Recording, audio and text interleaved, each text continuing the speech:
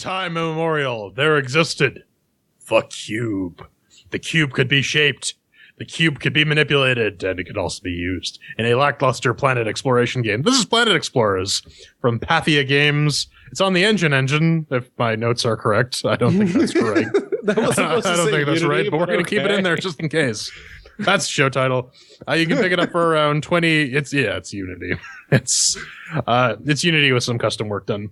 You can pick it up for around 20 some odd, more than 20 of your local currency, whether it's 22, 24, 27, depends on how badly your economy is tanking right now. But what is it? Planet Explorers is an open-world sandbox adventure RPG game set on a distant planet. The game uses a new OpenCL calculated voxel system to allow players to change the terrain in any way and create new objects, weapons, vehicles, and do it anywhere.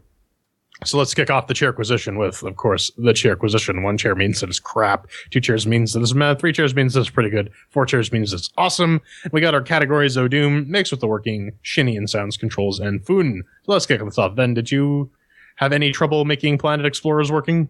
Over here on the box of business, an 8150, powered with a 980, displayed at UHD, but for this game, it's more like 1080p, because that's really where the sweet spot is. And when I say sweet spot, I mean an acceptable frame rate, not really, but it does manage that 45-ish Unity of, like, we had export, it technically runs, so be happy with what you get, filthy Linux user.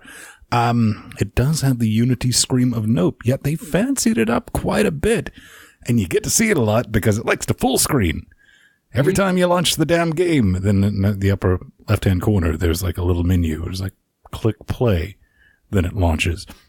That's really all I have to say about that. And I'm going to ding it a chair for that because that is hella annoying. And, performance, it's a bit crap on the 980 with the 8150. But it's playable. We did a live stream of it. You can see what the crap actually looks like. It's playable crap, but, you're not necessarily going to have the best of times. But we're going to launch that with 3 chairs straight out of the box into your face. Oh, yeah, and don't try to resize that startup screen because it doesn't like when you do that. And it'll take measures to punish you for doing that. At UHD, multiplayer averages about 35 frames a second, dipping as low as 20 at times. Although, and I did discover, before I thought you had to actually change your monitor settings because the thing just straight up full screens and doesn't provide any in-game resolution options. But alas, you can change the resolution in their Nope screen at the beginning. So if you switch that over to 1080 on the i7-6700K with the GTX 980, running Fedora 24 64-bit, you get around 97 FPS on their default settings, which is pretty good. One thing I did try, by the way, just as a point of interest, is in the Nope screen, you can actually set the device which does the OpenCL calculations. There is no noticeable performance benefit from using a separate GPU to handle the OpenCL stuff. So that all said and done, I will give that 3 chairs. Yeah, on my end, I hadn't seen a Unity game attempt to full screen into both my monitors and fail so disastrously since Unity 4. Now, I know this isn't running Unity 4. It's actually running Unity 5.2 point something. But still, it manages to do that stupid multi-monitor bug. And they actually managed to kick it up a notch because in those old Unity 4 games, I could just go and find the prefs file, change the prefs file to whatever full screen resolution I wanted, and it would show on just that one monitor. In this case, it outright ignores it because their stupid, fancied up version of the Unity screen of Nope just ignores resolution settings so long as you have the full screen thing ticked. So for me, it ended up, whenever I tried to run it in full screen, it would fail to use both my monitors. And we, like Ven already mentioned, we did play it on Thursday. We did a little bit of a live stream. The performance in multiplayer sucks big tits. And every now and again, the game will just crash. Sometimes while it's loading, sometimes smack in the middle of something I was doing. And that's kind of annoying. So for me, it gets 2 chairs. Mm-hmm.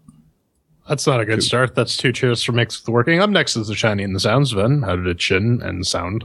Well, it looks like an early access game that got released, I don't know, early. Yes, because that's exactly what happened with this. Going against our charter and everything we stand for, I did do a bit of research about this and learned about it. And like the Kickstarter indie backers, it was a crowdfunded campaign. It needs to be released, and they released it. It was not ready to be released, Brad. It looks, maybe something from 2008, 2009. It's definitely not going to blow your eyes out of your head organ at all. It does technically have sounds. I didn't pay attention to them. Really, genuinely, the only time I'll talk more about this in the fun section, that the only audio I cared about was having either Pedro or Jordan or someone else around to talk to while playing this game to keep me from collapsing into a coma. I don't think there's any sounds that could have taken away.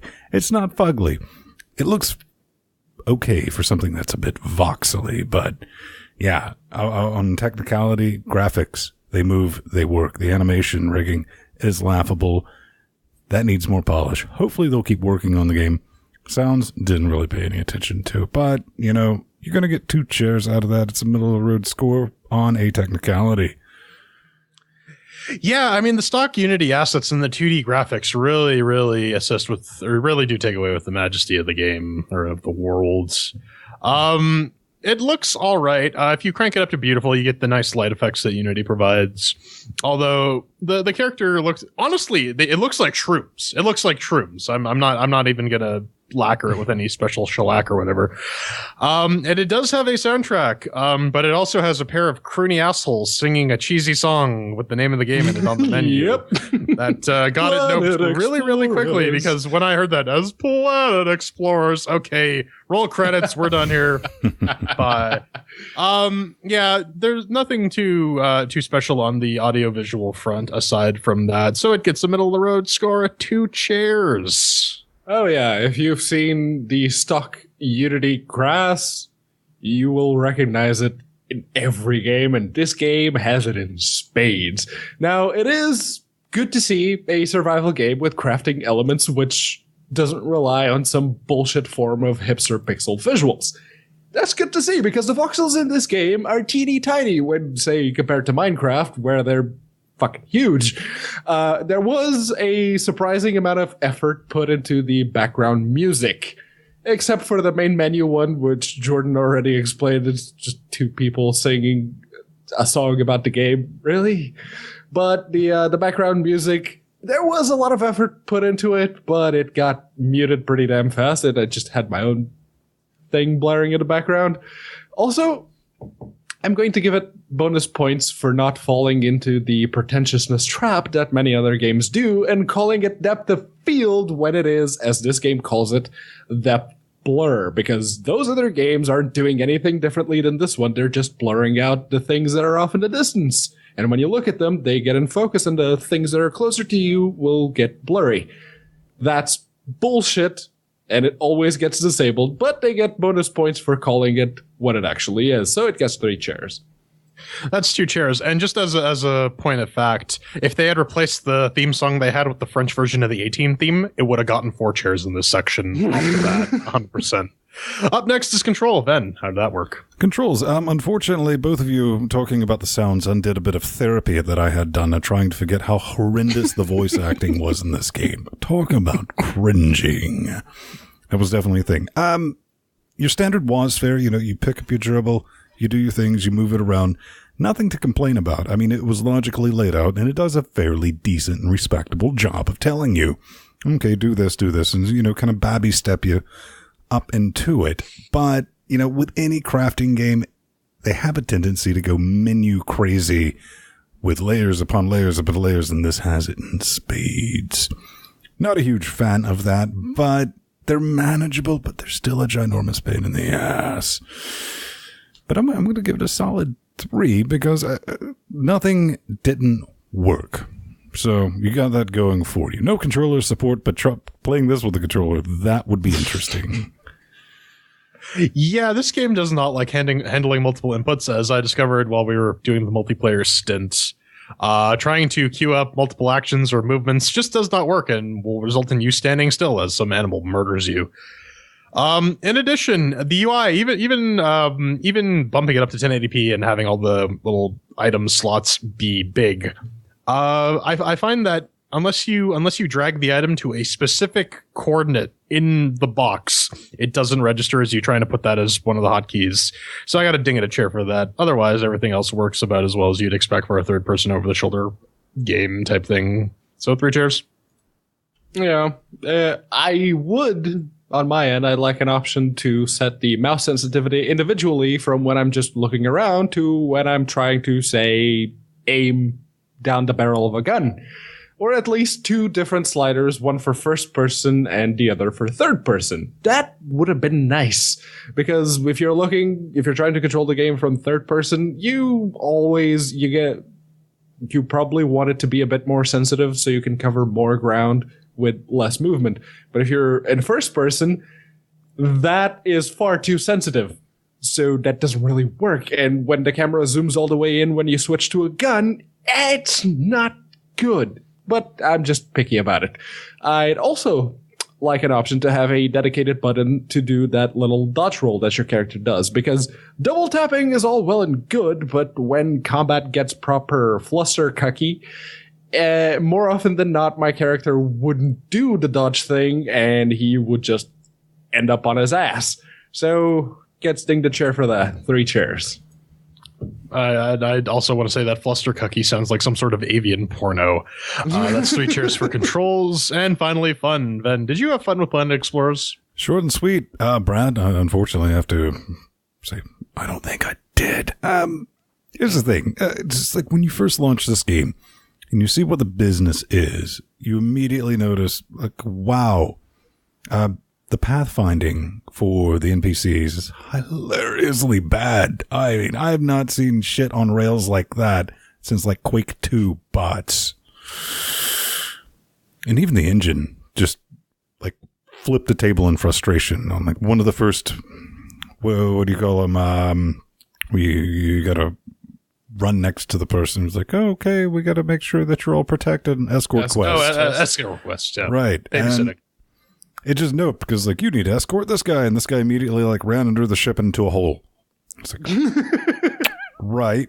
There's pictures of this on my G+. I'm not making this up. And I was like, okay, fuck it. Maybe I'll just run around, because this is genuinely like the first 30 minutes of the game, and I start running away, and the guy just like pops up in front of me. just like, here, he screwed up. And that's not the first or the last time you're going to do that, and you're going to do that a lot, because the majority of fun or things to do outside of like randomly building shit is fetch quest. It's not new, it's not original, and it's been done before. Now, this is a survival crafting game. Doesn't completely suck. Multiplayer was tolerable. We spent about 45 minutes, say an hour doing that. I didn't hate it, but you add that price in, you get something that's like, okay, this is a really unpolished version of Minecraft type survival planet, whatever game. And then most of those games I give 0 fucks about. This one, I think, managed not 0.5 fucks. So it does have that going for it. I can't give it 1, but I'm going to give it 2. Yeah, really the only fun I ever have with these sorts of games is playing with friends, and that's really because I'm just hanging out with friends. I tried the story mode for about an hour, and the story mode is just like this endless series of fetch quests and escort quests that I just can't be asked to care about. And when you really boil it down, at least to me, this is just a weird looking 3D Starbound. The crafting is the same as Starbound. Pedro will get into it a little more. He did bring up that it's kind of like Monster Hunter, and playing in the creative mode and seeing like all the weapons and whatnot. Yeah, I kind of get the Monster Hunter-y sense now, but that requires some investment in the story mode, because you have to buy blueprints for things with meat. And, you know, limited blueprints, limiting your ability to build shit is bullshit. Terrible. This game might appeal to some people if you like survival games, if you like Monster Hunter-y type games. This may be this sort of crossroad nexus of genres that might be the chocolate and peanut butter that you've been... There's a good game hiding in here somewhere. Maybe but again, like these aren't the sorts of games I like, and this one doesn't speak to me in any real way. It's not like Dawn of War, where it's like, I hate real time strategy games, but I can't stop playing it. Why? This game does not do that for me. You might like it. I don't. One chair. Yeah, there's one thing I like to do when we are throwing chairs at a game, and that is comparing it to other video games. In my opinion, doing this kills the two proverbial birds with one stone. Not Ven, but, the proverbial stone as well. More specifically, people who have also played those other games will have a good base of comparison from what I'm talking about. And they also get to formulate their own opinions from my biases because they know, okay, so he liked this game and this game, so that's probably not a thing I'm going to enjoy. Or, hey, I kind of agree with him on when he said that, so this is probably a game I should try. So keep that in mind, because with that little prelude, whatever you want to call it, out of the way, as Jordan mentioned on Thursday during that live stream, the crafting is more Terraria than it is Minecraft. That's Terraria or Starbound, if you have played either of those. The combat is very similar to Dragon's Dogma, which in turn was just a more streamlined version of the combat in Monster Hunter, like Jordan also mentioned. The quote-unquote exploration is probably where the game actually falls the shortest. Although, even then, it still has more depth to it than No Man's Sky ever did and probably ever will. But when you put all of these elements together and you combine them into a single game, put your paintball helmets on, kids, because I'm going to start using broad strokes, it reminds me a lot of Legends of Aetherius. I'm willing to say that if the developers of that piece of shit had doubled down and actually finished the game, the end result would have been very similar and in both the aesthetic sense and on the surface level mechanics to what we have in Planet Explorers. But they didn't. And so Planet Explorers is not only the superior game, it's also cheaper, and contrary to Legends of Aetherius, is still being actively maintained. Yes. Oh, and shitty performance notwithstanding, especially in multiplayer, the multiplayer works. That actually works. And it's also nothing short of amazing how you can literally create an entirely custom weapon or armor set or even a vehicle. You could just open up their editor, put in or literally draw everything that you want, make a car, make an ambulance, make whatever you want, and you can build it in game so long as you have the materials. There's enough of a game here for you to lose the rest of your life in, assuming you've managed to stop playing Minecraft long enough to watch this review. But something tells me, just much like Minecraft, the moment I'm done with the single player story mode, I'm never touching it again. I mean, I'm already having trouble justifying just having to restart the game every time it crashes. So for me, it gets 3 chairs for the fun. And then it gets 2 chairs for the fun from all of us, boiling down to a 2-chair game. Gentlemen, final thoughts. Kind of what I was saying. There definitely might be a game in here somewhere. This is way too premature. This needed at least another, I would say 6 months in the oven, but I would say more like 8 to 12. Another cycle of soul before they release. I mean, there's even typos in the dialogue. And, I'm not a grammar. So, but it still annoyed me. We'll see. Performance has got to get better. They got to get rid of that Unity scream of nope at the beginning because there's no way to deal with that. It'd be interesting to see how this would work with a Steam controller, with the profile settings. But yeah, they got to do something. They got to do something with the voice acting too, because saying it's bad. I mean, if it's tolerable, it's like, well, it does sound like people are recorded in different locations. That would be too kind for this particular title. Yeah. I mean, if you're that kind of person who always liked the idea of Minecraft or Terraria, but you weren't a big fan of the pixely graphics, and maybe you thought that No Man's Sky was going to be that perfect game, but were once again let down, then you are one picky son of a bitch. But Planet Explorers will probably scratch that itch. Maybe. But if you're anything like me and these sorts of games don't really appeal to you outside of spending time with your friends or maybe building a scale model of the Starship Enterprise, this is not worth the 20 some odd bucks you got to pay for it.